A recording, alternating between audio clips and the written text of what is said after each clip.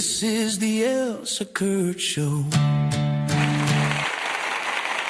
Oh, stop. Please. Hold the applause. Sorry, just found these little sound effects on here, and I guess we got to play with them. Anyhow, hey, everybody, it's Elsa Kirk here, back for another solo episode. Clay and I are still doing the show. These are just some little bonus things, some stuff and things I want to talk about, and, so that's what I'm going to do. Last week, we talked about, the topic was liberal white women. And it was, if I may say so myself, it was a great episode. It was a great conversation. The comment section was wonderful, and lots of feedback from that. A lot of agreement, handful of disagreement, which it wouldn't be normal to not have anyone disagree with you. That would be weird, really. It would. And also, I did expect that at least one person would chime in the comment section with something along the lines of, well, don't forget the men. What about the men? What's wrong with them? Well, let's talk about it. Here's one of the comments that was left on here, and I kind of sort of beg to differ just a little bit. There is definitely that element, what they're saying in this. But I think it's much bigger and deeper and broader than that, honestly. And so that is what we're going to be talking about. Hi, I'm Elsa Kurt, bestselling author and producer and host of The Elsa Kurt Show with Clay Novak, but you may know me better as the Blonde Kamala. If you're looking for the perfect, unique gift, why not order a shout out for someone you love or someone you just want to aggravate a little bit? Because when you're aggravating someone, right, you're being aggravating. And to that point, let me be clear. It really is, time for us to see what can be, unburdened by what has been. Okay?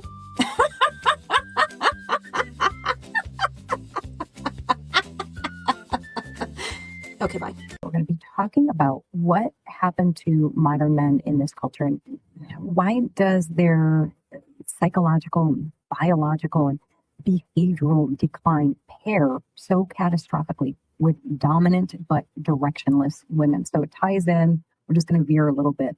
And guys, once again, it's not about insults. I'm going to use terms like beta males and low T. And I know it sounds mean and unkind, but I'm being very literal here. This is labeling accurately what's going on. So if it feels like an insult, if it feels like a slur, it's not intended as one. It's just calling it like I see it.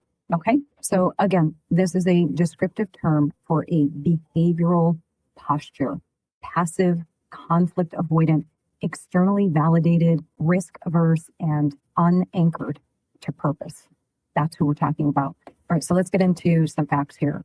Over the last 40 to 50 years, the average testosterone levels in men have dropped significantly, even when controlling for age, just so you know. And by the way, this is not a controversial topic in endocrinology. What is controversial is admitting what it does to behavior. So as we're picking up from the last episode where that one left off, we can't really understand what's happening culturally unless we're willing to look at both sides of the equation, right? And of course, last time we talked about the psychology behind modern activism and emotional politics and how empathy got warped into identity. And we were talking, of course, specifically about liberal white women. Today, it's going to be about liberal white men. And, specifically the kind of men that this culture is producing in large numbers. And again, just like last week, this is probably going to make some people uncomfortable. But, comfort hasn't been producing healthy adults, has it? We're talking about low T, low testosterone. Is it actually lower? Or is that just a internet buzzword from us over here on the right? Well, I did some studying, and guess what, folks? It's real. It's measurable. And of course, at least in my mind, it matters. The average testosterone levels in men has dropped significantly over the past several decades. That is not a political opinion. It is endocrinology, okay? And despite what liberal white women tell you, testosterone is not aggression serum. It doesn't turn men into violent brutes. Testosterone is tied to drive, confidence, risk tolerance, resilience, motivation, libido, and the ability to tolerate stress without folding. When testosterone drops, men don't become gentle philosophizers. They become anxious and hesitant and approval seeking. They are risk averse. They still want purpose, but they stop believing that they're capable of earning it. And that is the key. Low testosterone doesn't remove desire for meaning. It removes confidence in agency. Let's talk about why this is happening. And it's not a one thing. It's like death by 1,000 paper cuts. Biologically, men, just as women are swimming in endocrine disruptors, plastics, processed foods, chemical exposure, poor sleep, sedentary lifestyles, obesity, insulin resistance. All of that suppresses testosterone. Psychologically, men are living under chronic stress without control, and stress without action is just simply poison. And if you add dopamine addiction, constant stimulation, pornography replacing intimacy, and digital validation replacing actual achievement, you've got men whose nervous systems are just chopped. Culturally, masculinity has been treated as a problem to be corrected. Assertiveness is framed as dangerous. Competition is treated as cruelty. Ambition is suspect. Risk-taking is now routinely treated as a psychological flaw or a moral problem. So men get biologically dulled, psychologically anxious, and culturally discouraged from acting like men. And that is the soil where beta male behavior grows.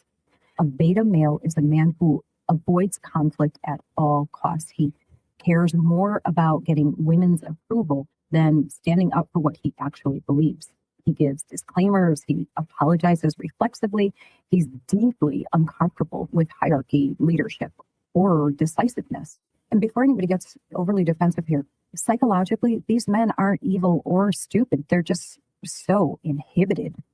A lot of them were raised in environments where masculinity was treated as something embarrassing or dangerous, situations where fathers were absent or passive or undermined, where strength was quietly shamed. Niceness was rewarded over competence. So they learned early that safety comes from compliance, not capability. That just does not produce strong men. It produces anxious men who are very good at reading the room and very bad at leading it. And now here's where things get really interesting. Men need mission. They always have. When men don't have purpose, they will borrow meaning from ideology. And that is why you see so many of these beta men gravitating towards progressive activism and feminine frameworks and like collective moral causes. And in that environment, a man can feel righteous without being strong. He can feel good without building anything. And he can feel brave without risking anything. So these men become basically foot soldiers of ideology and not leaders of families or communities. They're the enforcers. They enforce the norms. They shame dissenters. They echo language. They signal virtue. They're not driven by conviction. They're driven by fear of exclusion. Enter that counterpart, right? The dominant, directionless women. And I want to be very clear here. Dominance is not the same as strength. Direction is not the same as confidence. These women, as you well know, are often very verbally assertive, emotionally expressive, politically activated, and morally certain. You know, they're not grounded in any kind of authority. They are reacting and acting within a vacuum and an echo chamber. So here's the thing. When men resign leadership, women don't suddenly become fulfilled leaders. They become overextended compensators. Psychologically, many of these women don't actually want dominance. They want containment. Calm down. They want a man who can hold frame, set boundaries, make decisions, and absorb pressure without collapsing.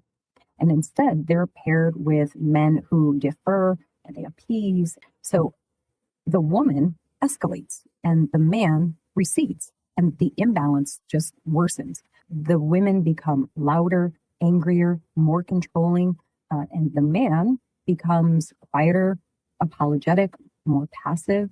Neither one is happy.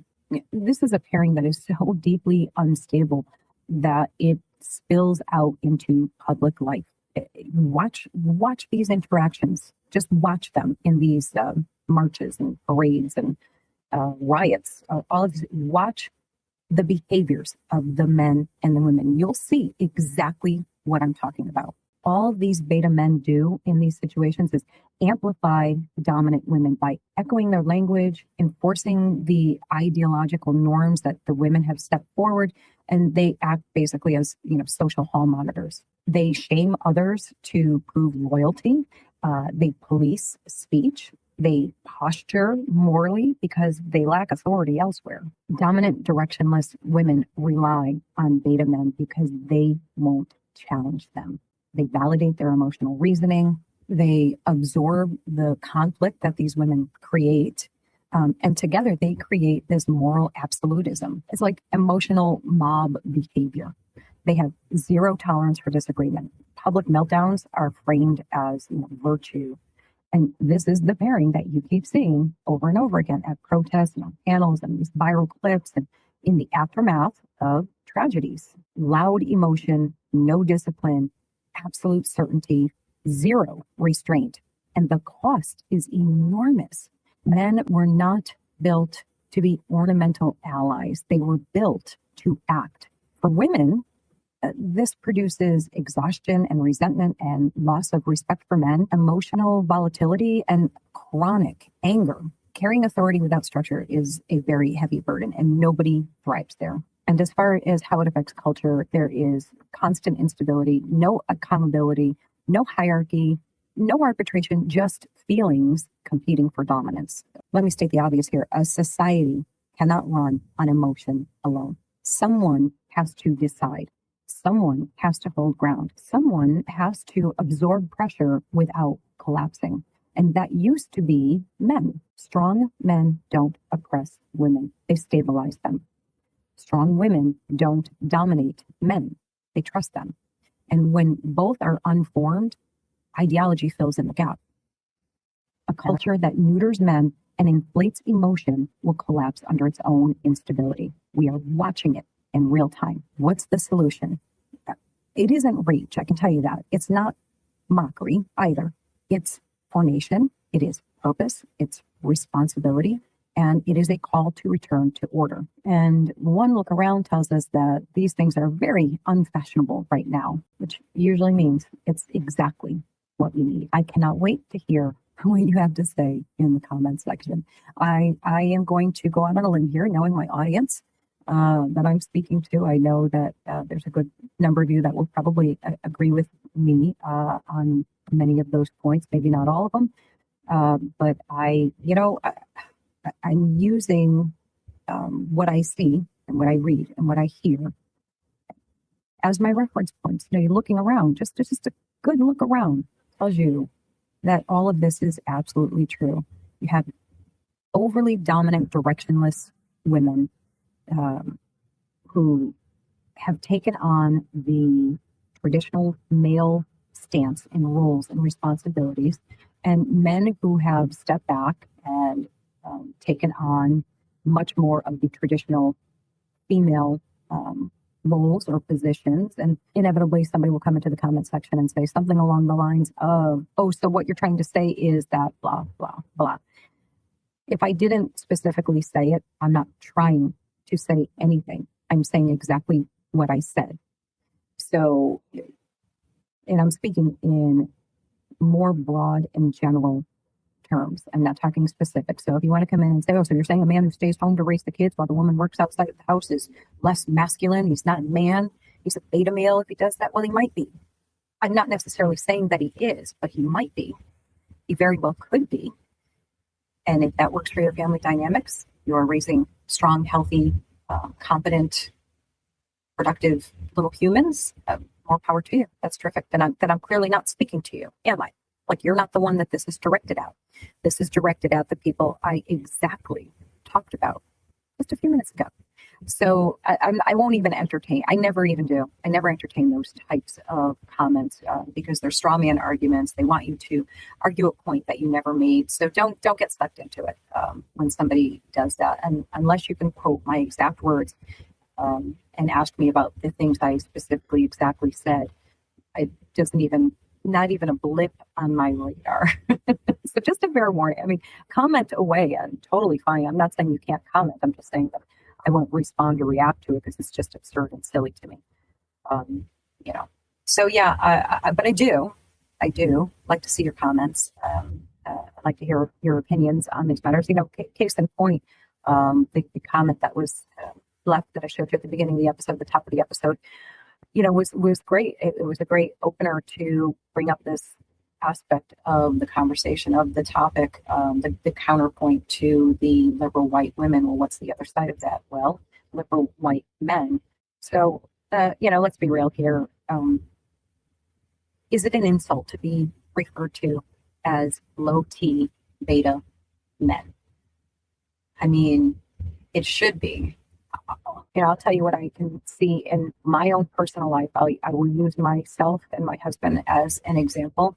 I have a strong, steady rock of a husband who gives me the freedom and the comfort and the safety of doing all of the things that I choose to do. I am a exceedingly happy, peaceful, blessed, relaxed woman because I know the man that I have in my life is the perfect counterpart to me. I don't have to take on roles that I'm not designed for, that I'm not comfortable with, that I simply don't want to do. I don't want to. And I don't feel that I need to. Therefore, I can tell you with complete sincerity that I wake up every day pretty peaceful. I mean, everybody has life stuff that gets them anxious and worried and stressed. And, you know, I mean, that's not even like duh, right? But I'm talking in that deeper sense. You know, we talk about, to give you a comparison of what I mean, like when we talk about being happy and having joy, happy is like a fleeting emotion. It's conditional. It just bounces all over the place depending on what's going on the surface of things. When you have joy is something that is deep. It withstands all of the external pressures that go on in life. It grounds you in a way that happiness cannot, because it's dependent upon external things.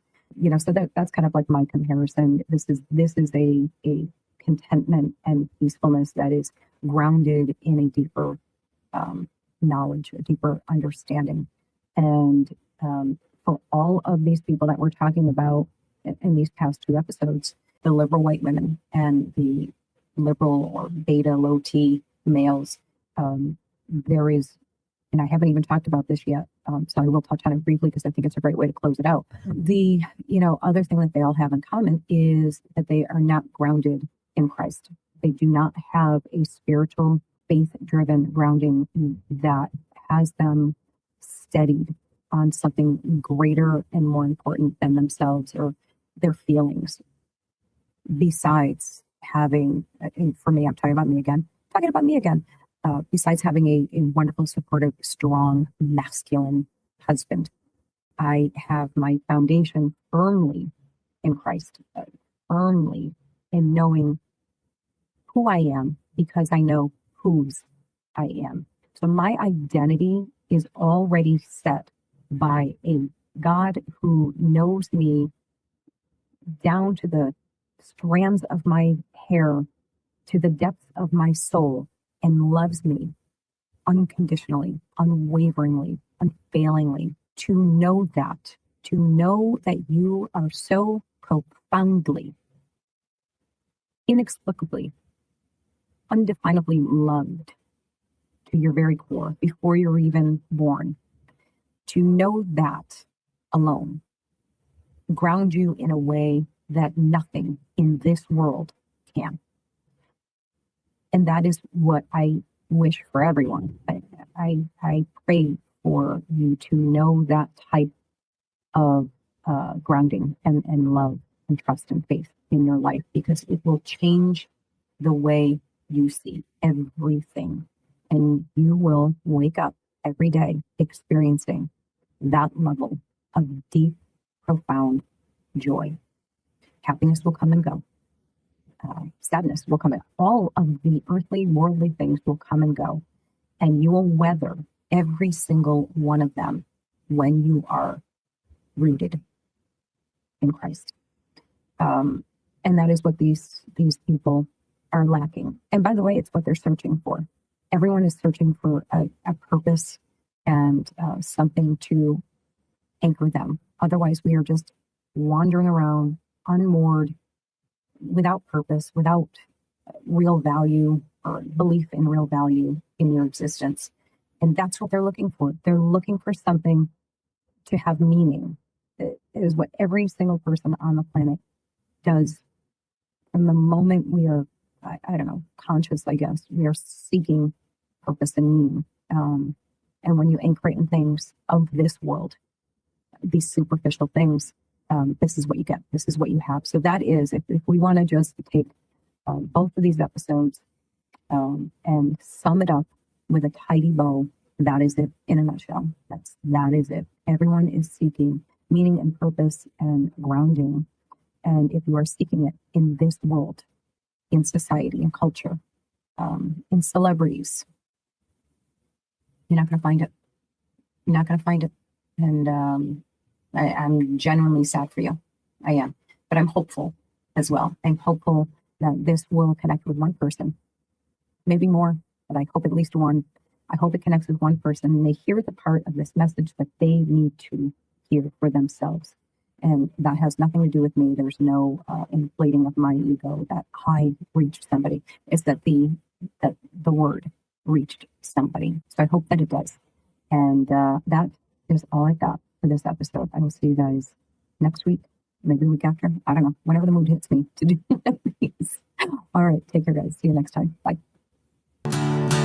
Bold faith, real truth, no apologies.